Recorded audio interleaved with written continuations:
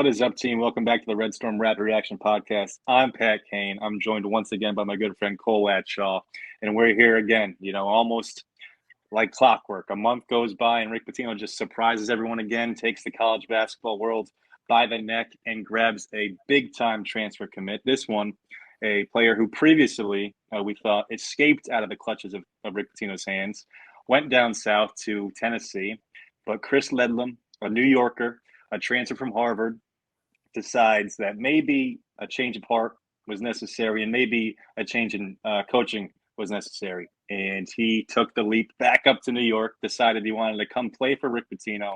And thankfully for us and the St. John's faithful, he decided to do so. Cole, Chris Ledlum, what do you think? We officially have our starting power forward. I have reached the point where I need to ask Rick Pitino to slow down and can we please stop with the additions for the 2023-2024 roster.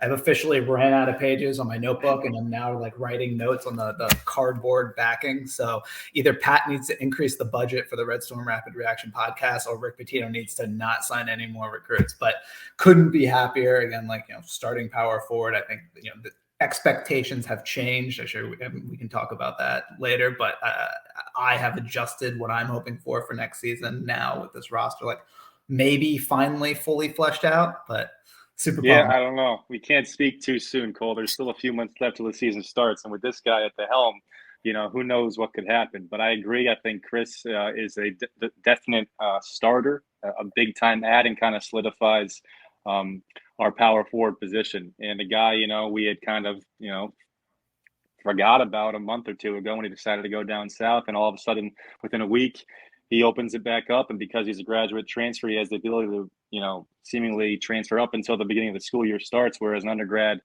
has that time constraint. So interesting to see if anyone else might consider that. We saw Quinn Slazinski perhaps open up his recruitment because of this, and him being a graduate transfer, he has the ability to do so as well.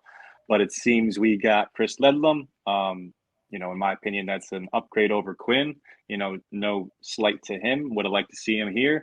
But definitely an upgrade, definitely a guy who pundits and people around the country will look at Chris Ledlum as a big-time transfer ad, and you could tell by the high majors who are after him when he first opened up his recruitment. And even the new programs that we're trying to get in the mix now with his second time in the transfer portal. I think Gonzaga had reached out. West Virginia is still trying to flesh out their roster and didn't even really bother sort of checking in on any of those situations. He tried to get in, but if you believe the guys who are seemingly in the know, it seemed like this was kind of wrapped up right when it started. And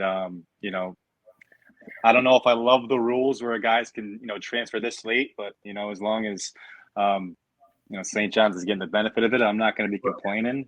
St. John's surely has their fair share of good luck and goodwill to come their way, and we're going to enjoy it while it lasts. That's at least my opinion on it. Anyway, I've got another graphic, one of Cole's famous graphics coming up to discuss Chris Ledlum a little bit further. Before I do that, let me make sure that I don't block out our good friend Cole. There he is, right back in it. All right. So Chris Ledlum, as I previously said, he's a 6'6" senior transfer from Harvard. Last year, he averaged 18.8 points, 8.5 rebounds, 1.5 assists, 1.8 steals. He shot 47% from the field, 29% from three, and 64% from the free throw line. He is a physical beast of an athlete. Strong attacking from the perimeter, can really get to the rim. A good finisher both from the perimeter off a drive or from post-ups or inside dish-offs. He is a mismatch maker. Someone too small, he's going to be able to take inside. Someone too big, he's got the quickness to get around them.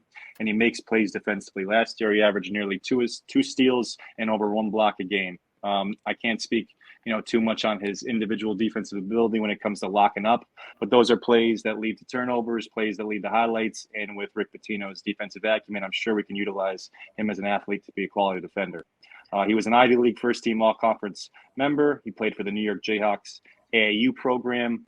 Like I said, 1.7 and 1.8 steals respectively over the last two seasons, so can get it done, forcing turnovers on that end. Last year, he had 16 games with 5 or more free throw attempts. Out of all our combined exiting players, we had 22 games of 16 or more. Of 5 or more free throws. So quite the acumen in terms of getting to the free throw line. He had 9 games with 10-plus rebounds. He's an excellent rebounder both offensively and defensively, and he had 5 games with 25 or more points. He can really fill it up scoring-wise. I think this is a huge late addition to the roster who should immediately become the best option at the power forward, give us some more flexibility to play with bigger lineups if needed, a physical specimen who can create mismatches inside and out while providing Joel with some help on the glass. Cole, your thoughts on Chris Ledlum? Rebounding. You just said helping out Joel on the glass. I think he averaged 2.6 offensive boards per game. So he's got a nose for the ball. I love to see somebody that gets after it, especially that much on the offensive glass.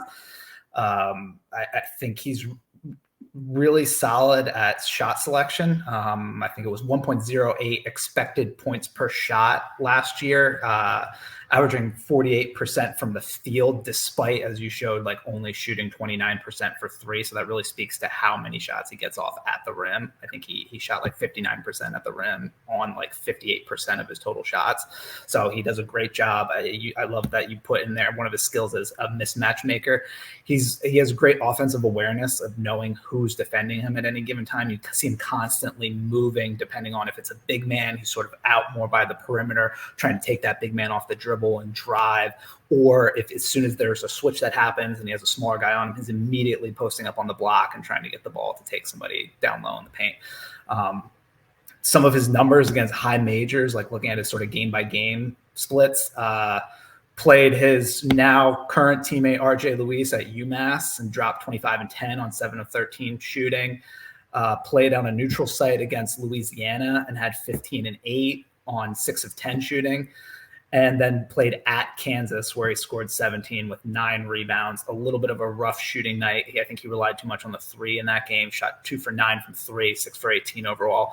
They do have that entire game is available on YouTube. So I was watching some of that, kind of just trying to get a feel for what he looked like on a full game action, especially against such insane, I think Kansas number 4 at the time, such great competition.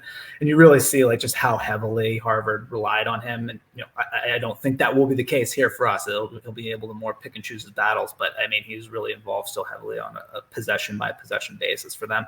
And you can see one of the things that Bill Self really tried to do, obviously, Ledlum was the main focus of the game plan, and Chris was really starting to, like, they had a big man on him in the beginning that he was really driving, taking the ball to the rim, and Self was immediately flashing a double coming up to stop him out of the paint. And first 2 possessions of the game, first 2 baskets for Harvard were 2 nice passes. He's a very sneaky good passer and facilitator. I think he averaged 1.5 assists per game. And then obviously self-made adjustments and they sort of, Tommy Amaker had to get away from that game plan, but very excited, great late addition, as you mentioned. The only real weaknesses I can see in his game, the 3-point percentage. I think sometimes he might rely on the 3-point shot a little too much. Obviously, again, he's not going to be the sole focus of team, so I'd expect that 3-point percentage to increase. And just really watching, the only full game tape I've seen is that Kansas game. It does seem like at times, especially off-ball defense, he can get lost, and sort of that leads to, teams backdoor cutting him or open 3-point attempts, sometimes in transition too. Obviously, Kansas is just far superior athletically to Harvard, but sometimes Chris was getting beat in transition. But outside of that, just exactly what we needed to fill in that starting power forward role. So superior rebounder and should fit in tremendously next to Joel. Just like our recruiting here, Cole, you're getting better and better at this analysis stuff. I mean, some game-by-game stuff, deep dive on statistics. You even went into a coaching breakdown on Bill Self. I mean, thank you for all that, Cole. And now I'm going to have to this time be the one who brings a little bit of cold water to the discussion. Not that I'm not super excited about Chris Ledlum, but just some things that might lead to us tempering our expectations. And remember, this is a player who's coming up from the Ivy League. You mentioned some of those better games versus some opponents. I'd also like to point out as a freshman, this is as a freshman and he's gotten better, but he's only had so many opportunities versus high major teams. 0 points versus Texas A&M, 4 points versus Maryland, 10 versus Texas A&M. 7 games in his career he's played versus A-10 teams, which was the most versus any conference other than the Ivy, and pretty good numbers. I think this is the most, compelling argument for why he can make this jump as a senior now against Big East competition. He averaged 16 and 8, 56% from the two, 28% from three. So that's pretty good numbers. 16 and 8 against a higher level in conference. The A-10 below the Big East, but still he played some of those games as a freshman, junior, and a senior. So they can, be that type of player. 16 and 8, that would be absolutely fantastic, I think, in a St. John's uniform. One thing I thought was interesting, and you can't take everything, as is. Context matters. Like you said, he was ultimate green light. Teams were focused on him defensively. But the amount of threes he took last year was more than any St. John's player on a per-game basis. So a little bit of a quick trigger from deep. Now, keep in mind that teams, I'm sure, were trying to force him to beat him from the perimeter. So maybe he was taking what the defense was giving him. But still, if you're shooting under 30% from three, I don't think you should be taking 5 threes a game. So that's one thing to consider. I know some St. John's fans were getting on guys like Dylan or David Jones for taking too many threes. And keep in mind, this guy was taking more threes than they were. So it's just something to be consistent about. I think that's something that he'll either have to make a higher percentage of this year or take a few less. And I think both those things are probably likely with the amount of help he'll have offensively and the guidance from Rick Pitino. So nothing that, would scare me away from being excited, but just the other side of the coin, maybe some potential things he'll have to improve on, and we'll see if he is able to take with him as he comes up in a little bit higher of a competition level. And I think another real important thing to keep in mind as far as him stepping up in competition from the Ivy to the Big East is obviously it was a tremendous performer in the Ivy League. But the other thing is that he was a 4-star top 150 kid coming out of high school. So this probably isn't, your typical Ivy League level recruit when he was first coming out of high school. Sure. So he does have that background as well as being a top-flight prospect.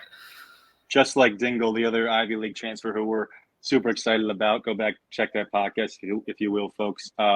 Huge. I mean, just like physically, it's not going to be the physicality that is an adjustment for him, or that will be a deterrent for him. It's just going to be, competition 1 through 5 on each side of the court will be high major talent guys who would be shining in the Ivy League, and he's going to have to step up and see that on a consistent basis. But it won't be because he's not strong enough or physical enough to play at this level. And I think that's an added bonus for some of these guys who are crawling up in a level competition wise. I've got an updated depth chart here, Cole. Again, I mentioned Quinn Lazinski decided, or the reports are he won't be coming to St. John's. This includes Danis, who is at this point still up in the air. He still has to graduate, but I'm not an inside source guy. I haven't heard whether or not that's likely or not. Seems to me that there isn't too much discussion, and Rick Pitino has gone ahead and got some suitable backups if at the last second we find out Danis isn't there. But still, I'm hoping he's there, and this depth chart has him included. If we had everybody, all 14 guys, we're back to 14 guys right now, I think, right, Cole? It's hard to keep track. I would start Danis at the 1. I'd have Jordan Dingle at the 2. I think I'd have Glenn Taylor Jr. at the 3. A lot of discussion there at the 3, a lot of different options. You could go a multitude of ways. I think Chris Ledlum slides in automatically. He'll be the starter at the power forward spot, and Joel, the obvious starter, at the 5. That leaves a potential backup group of 5 of Wiltshire, Aline, Luis, Ejiofor at the center, and either Traore, Ao, Dunlap, Conway, a multitude of guys. I mean, you could have a backup group of 5 who could conceivably be starters for a few St. John's teams over the last 20 years. As homerish as that sounds to say, it's believable if you've been there watching some of the dreadful St. John's teams we've put out over the last 20 years. Regardless, a lot of options, a lot of possibilities, a lot of room for discussion. Obviously people are going to disagree or agree on a few different ones. But Cole, your thoughts on the depth chart? One of the things that you just said is just such a perfect point. What a talented potential second group.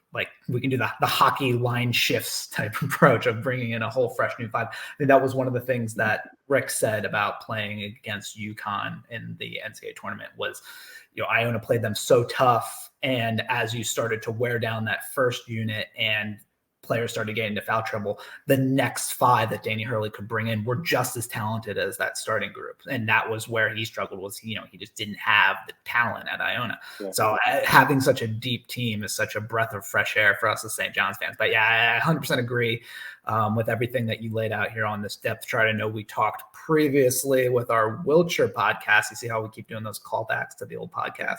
They're out there. Red Storm Rap Reaction Podcast. Check it out on YouTube, folks. Check it out, folks. Where I think Simeon Wiltshire at some point will take over the starting point guard role this year from Danis Jenkins, but I for sure would say day one, I agree with you. I think Danis, especially with his knowledge of Rick Pitino and the system, Danis will be the starting point guard. Also, with Jordan Dingle, I expect him to get minutes as well at the point guard position, just because he's probably trying to sort of audition for the next level. And with his height, he probably wants to show that he has facilitating making ability. But agree, like just looking at who's the better player at what position, I think Jordan Dingle is your starting shooting guard. And then you get into that 3-4, like Taylor, Luis. I think either of them can play either the 3 or the 4, and probably we'll see both of them on the court at the same time in small ball lineups. But now with the addition of Ledlum, I think he's for sure penciled in the starting role at the 4. And then obviously, like you said, Joel is definitively the captain starting at the 5. But as we've spoke before, I love the idea of him and Zuby sharing time on the same court. It's like a mega lineup 4-5 together, which I think Rick has already said we will see at different points of this season, probably against bigger teams. But now with the additional Ledlum, we can sort of look at this more traditionally, where Zuby is really going to be more focused in a backup center role with only that occasional time at the 4, which I think probably is what suits him best. So I think it's just such a well-constructed team. And is it November yet? Can we like throw the ball in the air and get this thing going? I legitimately cannot wait. You said it, well-constructed team, and he did it in what? I mean, how many months is April, May, June, July? I mean, pretty much 4 months and change. He put together a whole Division I top 25 caliber basketball team. And there were times when people were doubting, and there were times it didn't look as bright as it's turned out. But goddamn it, did he not just make a fantastic roster? A roster, like you said, isn't November yet. Can't wait to see what happens. I'd like to ask you, I know you want that Joel Zuby 4-5 lineup. What if we slid Chris Ledlum down to the 3 and just had a monster 3-4-5? Can you envision any success there with that lineup? Just literally beat people up. Like just grab every single rebound, throw every single elbow in the paint. Yeah, I mean, it's not even that far-fetched. I mean, you'd have Zuby playing a little out of position in my mind, but Ledlum has got time at the 3. He's not – I think his best fit is at the 4. But it wouldn't be like, something so far out in left field where you'd be like, what the heck's this coach doing? You'd have to be creative defensively, but hit the offensive glass hard, Throw that lineup in, those 3 guys in with either RJ Luis or Glenn Taylor at the 2. We're talking NBA size. Yeah, that's huge. And Dingle at the 1 as like the strongest guy out there.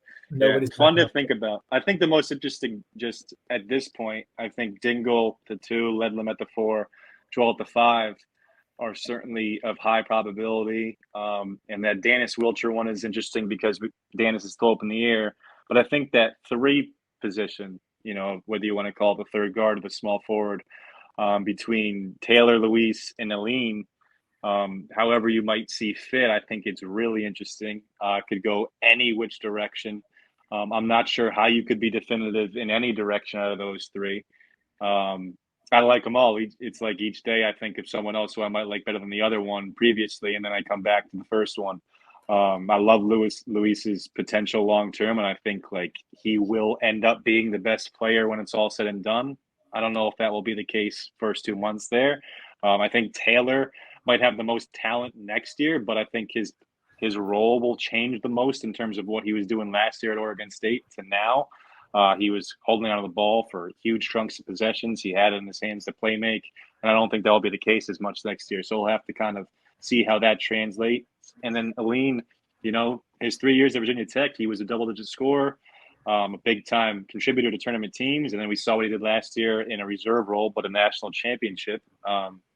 There's no reason to believe he can't be a starter on our team. So I go back and forth on those 3 guys starting at 3, and who knows what might happen. You literally just took the words out of my mouth as far as Naheem. I was going to say, I think he's one of the guys, probably because he was such an early commit, that really is overlooked at this point by our fan base. He was a huge addition. I do agree with you that especially in smaller lineups, like we can probably see him getting minutes at the 3. Like if we had Danis, Dingle, and Naheem all on the court at the same time with like 3 different guys who can shoot and handle the ball. He really came on late for UConn last year. And like you said, if he can revert back to those VTech numbers, then you're talking about like a guy who can really fill it up. And dude, like also, we haven't given him too much praise. We have given him praise, but especially like in these lineups when we're trying to figure out what he can do as a freshman, Brady Dunlap, you can already see in the pictures, without talking too much about other men's bodies, like, and taking into consideration what they look like, but I already see him filling out. And we've talked previously about how Rick really wants to see him more as like a stretch 4 role. Obviously, I don't think that will happen in his freshman year. That's me putting that in his ears, I think. I don't know if Rick's come out and said that. That's my hope. And my question is, if Brady keeps putting on muscle, are his dance moves going to suffer? Well, we can't have that. I think it was Brazil. I think you're right. I think Braziller mentioned that in the first article where that was the plan. I don't think it was a quote coming directly from Rick. But yeah, I mean, there's just so much versatility, positional versatility, right? We got it. Hey, don't you know it? And there's plenty of talk on the boards, take it for what it's worth, of Conway really impressing in these early practices. And he's a guy who's got big time experience and might be more suited to accept the role of that stretch shooter defender type. He might fit in better now with Chris as the 4, as opposed to if it was Quinn. You still bring a shooter out there. So maybe this is actually, Quinn being out might be a bigger opportunity for Conway to sneak in and get some minutes. And I want to write that off. I'm not sure how many would be, a lot, or what would be, considered as serviceable. But I think he's in the discussion of being in a guy who could contribute. Might need more shooting out there on the court. Yeah. Man, cool. I mean, it's happening so fast. I'm not sure if we should close this off by seeing you guys in come October, because who might know what happens. I know Rick has a few irons in the fire in terms of big time recruits coming up, and a lot with big time New York, New Jersey flair. So it looks like he's going to go out there and prove the doubters wrong. That one, St. John's can't recruit nationally. We just did that this year on a national scale in terms of bringing in transfers, but to get the top talent from the New York, New Jersey, greater tri-state area to stay home. And he looks like he's got that plan for 2024. And I can't wait for it to happen, but I'm not going to, forget about what we have going here, which is a potential, should be top 25 team to start the season, and plenty of potential to go further than St. John's has gone this millennium. Dude, so that's what I was just going to ask. Like, assuming that this is actually the finalized roster, which I don't know that we can assume with Rick Pitino, but what are your expectations now? With the roster set, we know what the out-of-conference schedule looks like. Where are you at? What are you expecting this team to end the season like? Okay, well, I think it's important that nothing is guaranteed, and that sounds like a copped-out answer. But if I had to make a bet, I would bet on this team making the NCAA tournament with this roster and this coach. I'd feel pretty confident. If you're going to give me even money on that, I'd put a pretty good bet on that. But anything can happen. Injuries happen. It takes time to gel. Other teams sneak up out of nowhere. Before you know it, you're fighting for your tournament life. I think we got the right coach for that fight. I think we've got a more than quality roster for that fight. It will be about gelling, developing their roles. But I think this is a tournament team with all the potential in the world. I don't think there's a matchup out there in terms of what we have, in terms of size and depth-wise, that we couldn't handle theoretically. We could handle size. We could handle guards. We have shooters. I don't see a weakness other than the potential for it not coming together fast enough. I don't see a weakness, in terms of the talent that we've grouped together. And you put that together with a Hall of Fame coach, one of the best out there, why are you putting a ceiling on it? I don't think you can expect to make an Elite Eight with any team, I think this team has the most potential I've ever seen at St. John's to make it that far in the tournament. And I'll be super excited every time we go on the court, knowing we have a chance to beat whoever's out in front of us. And as soon as Rick Pitino fails me, will be as soon as I adjust my expectations. But I'm thinking we're going to go out there. We're going to have a top 20 team come season's end. We're going to be a top 2 or 3 favorite to win the Big East tournament when that comes around. and a team, you know, in the top 6 or 7 seeded wise in the NCAA tournament with potential to make a big time run. Yeah, obviously, like you said, gelling, I think, is probably the most important thing to be somewhat cautious about. You just have so many new pieces, and getting them all to learn to play together is so vital. But with having arguably one of the top 5 greatest coaches in the history of college basketball, like if anybody can get it done, it's that guy. So that's a little less of a concern than maybe it would be for me with most coaches. I think if we rewound the tape, I think probably when we got Dingle and Zuby, we probably said on that podcast expectations had become high enough to where we thought that they would make the NCAA tournament. Yeah. After the additions of Wiltshire and now Ledlum, and assuming everything's clear with Danis graduating and being on the roster, I think I'm now past that. I think I'm now like round of 32 is what I expect. Not that I would ever consider, you know, a less than that a failure, especially when we got our coach as Rick Pitino and we have so many great pieces for the future. But I think that's where I'm at this point, is that I think this team is good enough and this coach is obviously good enough to think round of 30, get our first win in how many years? Over 20. First win in the NCAA tournament. I think that's reasonable expectations for this crew. Sure. And it's the Big East is going to be absolutely loaded. It's going to be the talk of the NCAA next year. I just can see it already with, you know, the resurgence of some programs, Pitino, you know, being probably the top storyline. And I saw a stat by Rothstein today. They had the most percentage of returning guys from first and second team all conference players. I think like 62% of the first and second team from the Big East are returning. That was the highest in the country. Big 12 had 0%. So it just goes to show, you know, and St. John's is adding 2 Ivy League first team players, a MAC first team player. So like there's talent from other conferences transferring in and a lot returning. And that top 4 or 5 group of Marquette, Creighton, Xavier, Villanova, St. John's is going to be a dog fight, a knife fight out there each night. And I can't wait to go out there with the machete we got with Rick Pitino. Anyway, guys, this has been another episode. Thank you guys for tuning in. Please subscribe to the YouTube channel. Please leave a comment, a review, whatever you have to do on Spotify or Apple Podcasts. Appreciate it all. Thanks to Cole for coming on. I mean, he is the reason these numbers are skyrocketing besides, you know, the Rick Pitino effect. But we'll give Cole the credit there. For Mark Jackson, this has been the Red Storm Rapid Reaction Podcast. I'm Pat Kane. That's Cole Watshaw. Peace.